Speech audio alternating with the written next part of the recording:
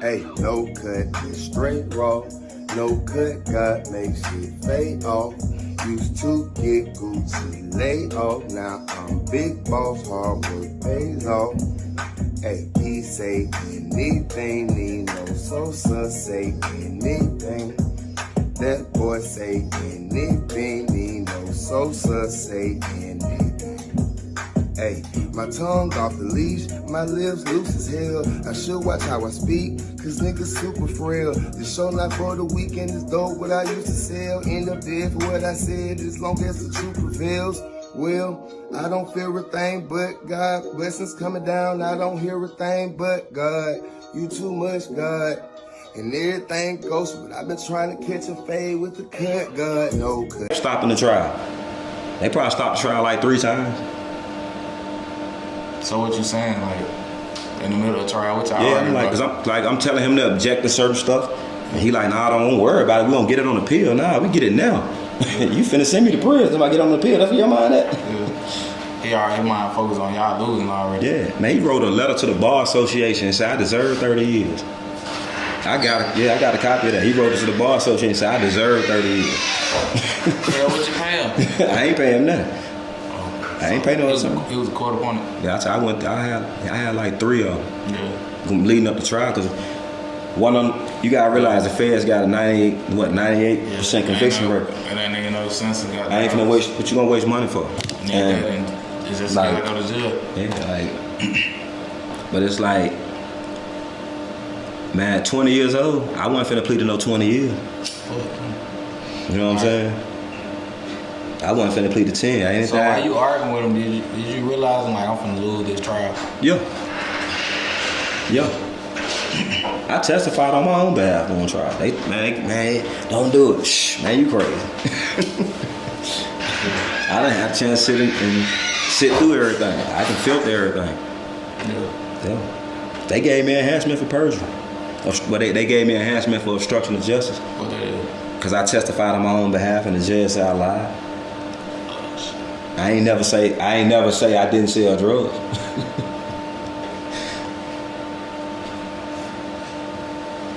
So the judge read you out all this.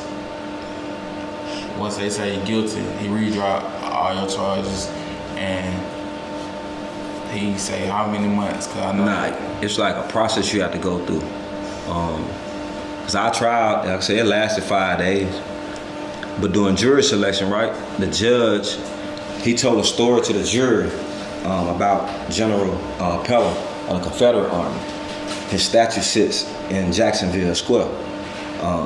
And so he told this story about this racist Confederate officer. So my uncle, being a historian, we filed complaints to the judiciary in the 11th Circuit because he appeared to be racially biased by this story he told to the jury. But they waited till all after trial and everything. They ain't even respond to us, bro. And they waited till after he sentenced us and everything. And then he recused himself from any further participation in the proceedings. He did that in 1999. When I filed a motion in 2002 to overturn my conviction and sentence, he came back and denied after he had disqualified himself. Yeah. Judges don't do, they can't do that. So you saying when they gave you 30 years, what's the first thing go through your mind? I can't see that far. Yeah. I can't see that far. So day one in jail, you trying to file motions. And man, I stayed in the library. Like, first time I got in trouble in prison, when I first got to my first prison destination, because like I say, it's a process of like, we went to trial in July. I didn't get sentenced to January. Yeah. You feel what I'm saying? They kept putting my sentencing off, They transferred me like 4 or 5 different county jails. I had to change lawyers going to sentencing.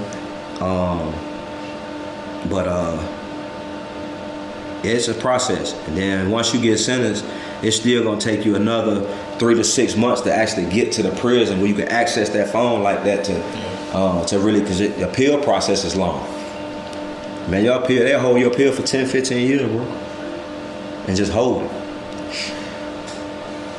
So how far you in your sentencing before they finally even start addressing your appeals?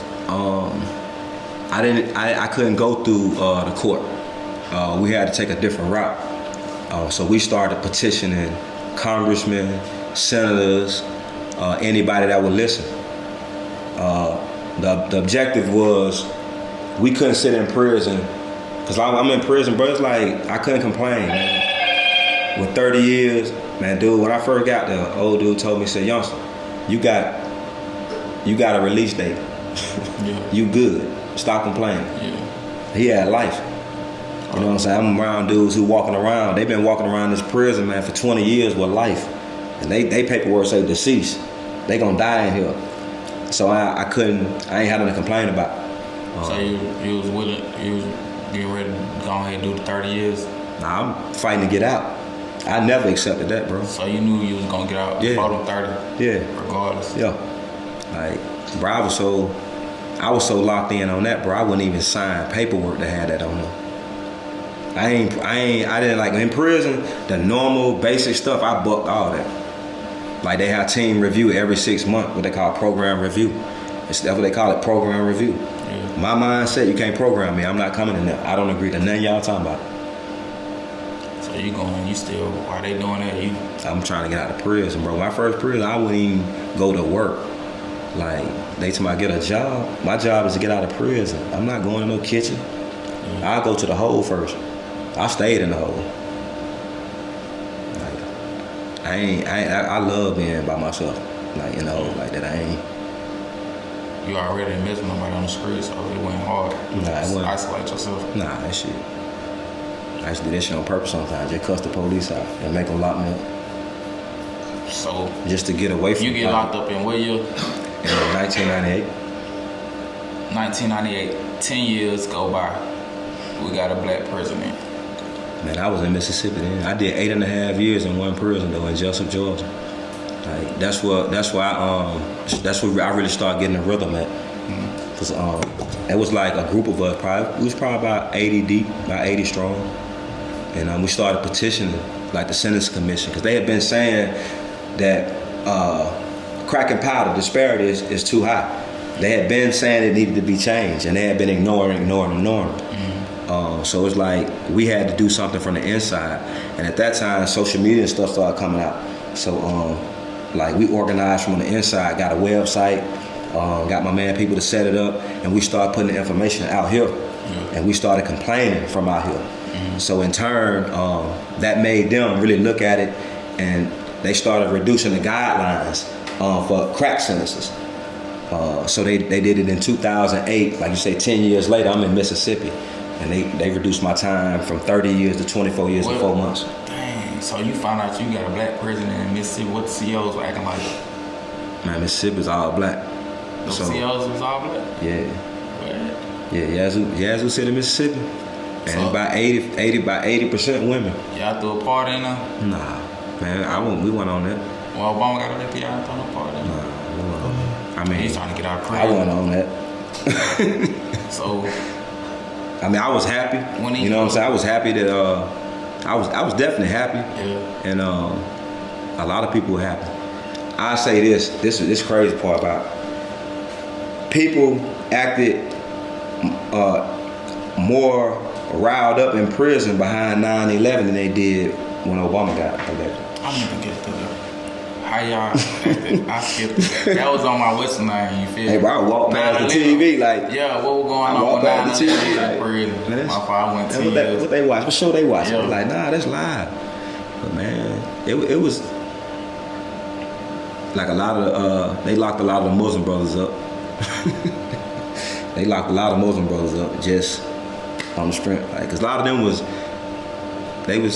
some of them were being ignorant and cheering and like, but you know, you respect death. You know, that's something you don't do. Celebrate life, but they locked a lot of dudes up behind that. How long after Obama got in office, he did start pardoning folks?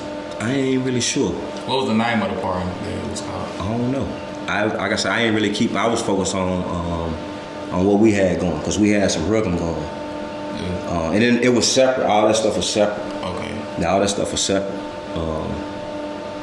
He did, like, for me,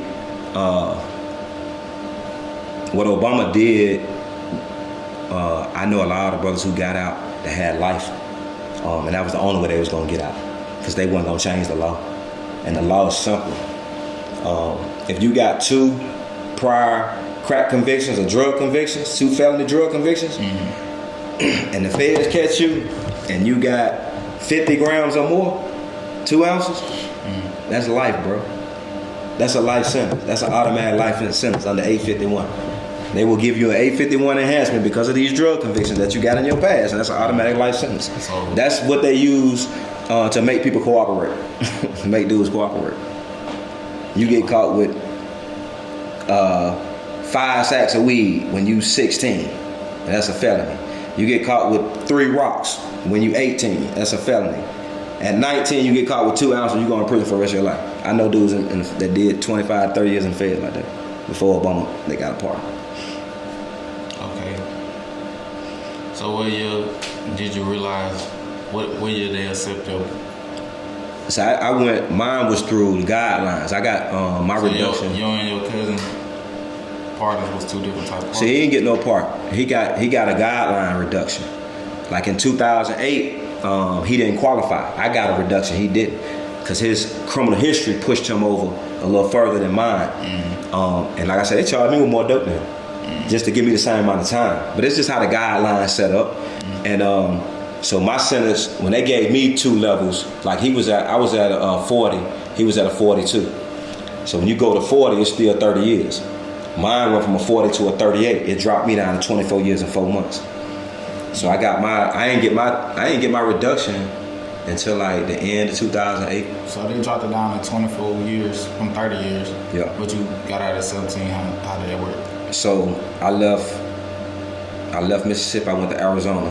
They came out with another amendment to the guidelines called all drugs minus 2. It was the second time they done it. They done it in 2010, right? And the people us in prison missed it. Because they put it out there. They was gonna reduce the guidelines for all drug cases by 2 levels. Okay. And so they never got no support for it. They knocked you around 38, then the second time they knocked you down to 36. Yeah, that's and they knocked them down to 38. Nah. You say he was at 42? Yeah. They gave him them 4 levels, it took him down to 38. So that still was 24 years, 4 months. Okay. So they knocked you down to 36. What that meant? That meant I was 19 years and 7 months. So which gave me time. What they did was like they dropped it down to 235 months. Which they gave me time served effective November the 1st, 2015. Okay. So y'all, how long between y'all got out? Man, it's crazy, right? Because the judge signed the order in my case. Which judge signed it?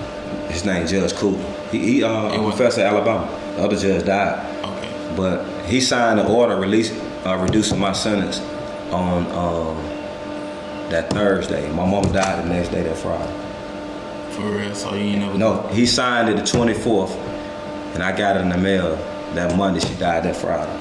I didn't even know. He had signed it like the day before she died. Yeah. And I ain't even know. I found out she died that Friday. Monday, mail call, boy, I'm finna go home. Yeah. That's crazy. What about your pops? My pops died in like 03. Like 03, 04. I was in a hole. So you get out. What's the first thing you do? You got a funeral to go to. What? Like I didn't get out? Oh, you didn't get out immediately? Nah. They wouldn't even let me go to the funeral, bro. I couldn't even go to my mom's funeral, nah. But you know you couldn't get out though. Yeah, they sent me to the halfway house for like 17 days. So you... I went to the halfway house. Like everybody thought I was getting out November the 1st. But they gave me like 17 days of halfway house. So I got out. I went to the halfway house in Birmingham like October the 14th on my birthday. When you get out? November the 1st. They let me out that Friday. So it was like October the 30th. They had a trunk or treat in the city. They had a trunk or treat up there. So you pulled up. My daughter came. What year this is? 2015. 2015. You had kids before you went? Yeah. My son had died, but I still have my daughter. How old your daughter was when you got locked up? 2. Okay. So now she's 20 in college.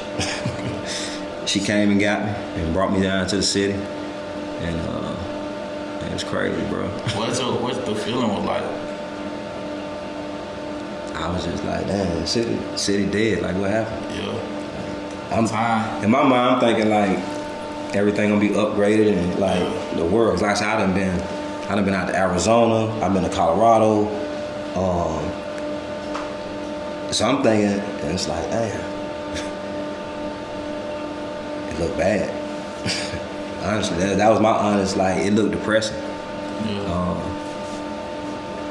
So you get to the trunk or treat. You know, my grandma's house right there across from us. So I pulled up right there. That's when he started with the trunk or treat. And I walked over there, bro. One of the first people I seen was Trina Bailey. And I walked over there and hugged her. You know what I'm saying? Like, I am. Yeah. What's our relationship now? Man, shit, I don't speak. I speak. I don't harbor no ill will or nothing. I mean. What about the other defendants? Man, at the next morning, bro, I got up and took my nephew, Broderick's son. I got up and took him to the park. We cleaned up, and Chris Cunningham pulled up, and I got in the car with him. We rode to the store, and I was like, "Damn, where your brother at, Reggie?" He was like, "Shit, he right up behind us in the car." And we pulled up at the store. He pulled in behind us. It was crazy. Like, everybody out there just stopped. It was like silence. Like I said, I just got out the car, and by the time he realized it was me, you know what I'm saying, I'm about 2 steps from him. Mm-hmm. And I just shook his hand. What did he say?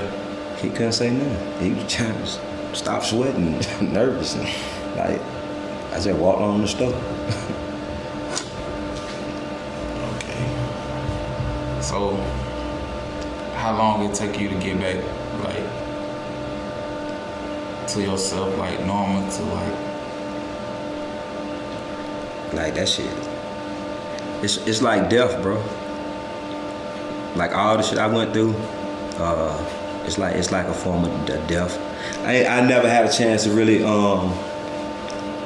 like I said, I ain't want to be down here. This is why I went through a psychoanalysis while I was in prison. They used to always try to get me to go through psychology because my son had died, right? Mm-hmm. So when I transferred from Jessup to Mississippi, I messed with the psychology lady. I went ahead and signed up for it. So I ended up going through a psychoanalysis. And what I learned was that when my mom left me down here when I was 12, I felt abandoned. So out of that sense of abandonment, that's why I really just out on my own. Like, fuck it, it's just me. They done left me. Mm-hmm. And so that's why I started moving the way I was moving, acting the way I was acting. I was grown, I was on my own. That's how I felt anyway. But then, like I say, losing my son, then losing my mama right before I got out, I just take it one day at a time, man. You know, God's sufficient. I live easy, man. I learned a lot in prison. That's why I say it's more of a blessing than a curse. That's why I can get out and see people who done crossed me. Mm-hmm. You know what I mean? And I don't have no hard feelings. I don't have no ill will. Like I said, I'm looking around, I'm like, damn, it's crazy, man. Like people, I just see how people just make life hard. And even though I was locked up physically, I understand a lot of people out here locked up and they don't even know. Yeah. Like, and so. What was your relationship with God while you was in there? You pray a lot? I had to build that back, man. I had to build that back after I lost my son. I was on some fuck God after I lost my son. I couldn't understand that. I couldn't understand that. And so, like, I ain't never been a church type of person. Even though, like, my grandparents really tried to make me go to church, stuff like that. But being in Boston, I was always around the Nation Brothers. You always see them selling bean pies, stuff like that. While I lived on Blue Hill, the mosque right there. So I was always around the Nation. So I gravitated more towards Islam. But through Islam, what I learned, Honorable Minister Louis Farrakhan teach us to study all religions. Mm-hmm. You have to study all religions. And you have to try to find balance. So you can move about in the world. You can understand people. Have a understanding of people. So what year you got out? I got out in 2015. So November, maybe 7 years? Yeah. It's been a journey though, man. I've been building though, man. I was able to I was able to get out and get my queen back. It was a long time. So I spent my last night. How y'all reunite? How that go? Y'all ran to that? Nah, she hit me up on Messenger one day, asked me to have coffee with her. You know, she was just happy I was out. She was happy I was out.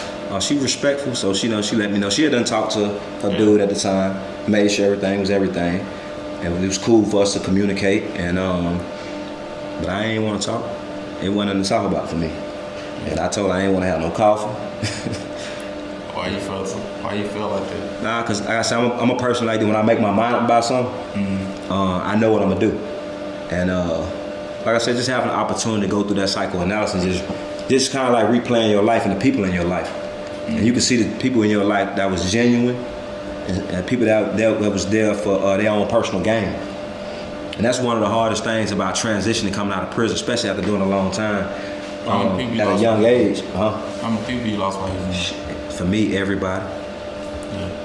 Everybody that meant something. Yeah, for real, bro. That's how and don't get me wrong, you know, I'm a family oriented. I love my family. But like for me getting out of prison, most people that did know me, they only knew me as a teenager.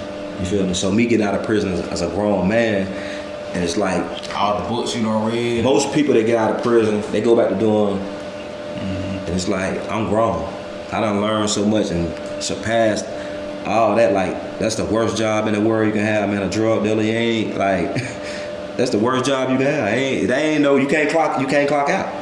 Yeah. Ain't no clocking in and clocking out. I mean, if you about that, ain't no clocking in and clocking out. You take every quarter. They don't turn no money down. Not your clientele. You know, all money ain't good money, but somebody, my clientele I'm dealing with, I don't give a damn, they got 50 cents. I'm gonna give them something. You know what I mean? To keep it moving. I mean, so but it's like, you gotta watch out for the police, the robbers. Like it's too much stress. And then understanding, gaining a lot of understanding, just how the world operate. And just the reality, bro. Just the reality. So you regret selling drugs? You regret anything? Nah, I don't. Like, it's part of the story. That's how you feel. You know, you gotta play the hand you dealt in life. You can't cry over spilled milk. It is what it is. You gotta learn from it. I think you need to write a book, man. But like, it's like we have the wrong idea. A lot of people think that, like, man, life, all this stuff happened to me. Mm-hmm. But for me, everything happened for me. It happened for my betterment. I became a great father by being away from my daughter. She taught me how to listen. If I would have been on the street, she would have been materialistic, because I'm selling something, I've been just buying anything. She would have been a different. Yeah, I had no choice but to talk for 17 years. I talk to my daughter every day, bro. Like, I used to call my daughter every day. Like, one of my old heads mentors in prison, I was probably in prison about 2 years. And he said, youngster, he said, you the type of man you want your daughter to bring home to you? He said, now you can honestly look in the mirror and tell yourself that you didn't make some change. And he walked off. But I couldn't just look in the mirror, bro, and like actually answer that question, honestly. Mm-hmm. So it's like throughout the years, just making decisions to live a certain way, where I can be at peace within myself. You ever think about writing a book? Yeah, I mean, I created a program in prison. I got a nonprofit organization. It's called Life Experiences Outreach Project. I do mentoring with children who have deceased or incarcerated parents. But I created a program in prison called Effective Planning. It's for reentry purposes. Since I've been out, I volunteered at the juvenile facility.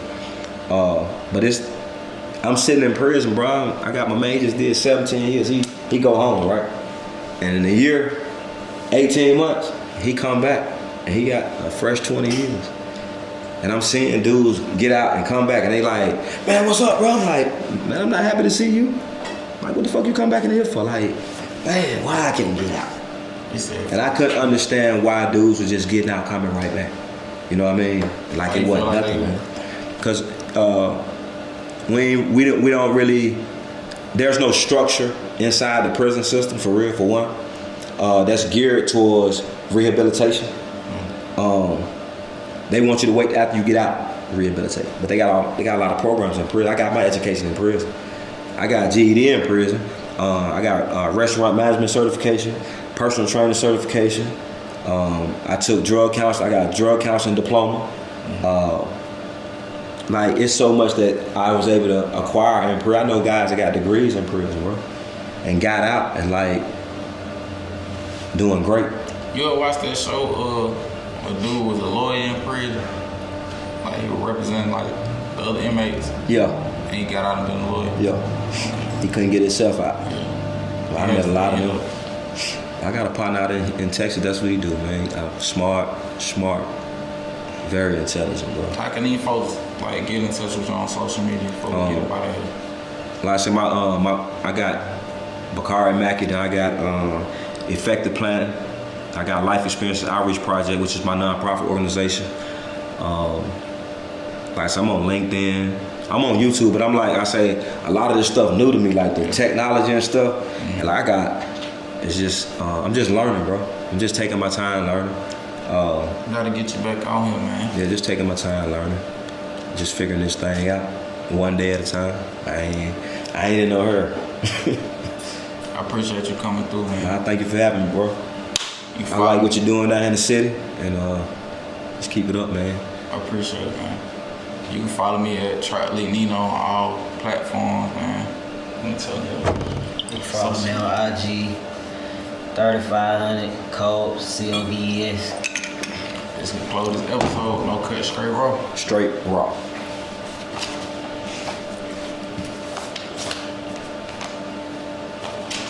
Ooh.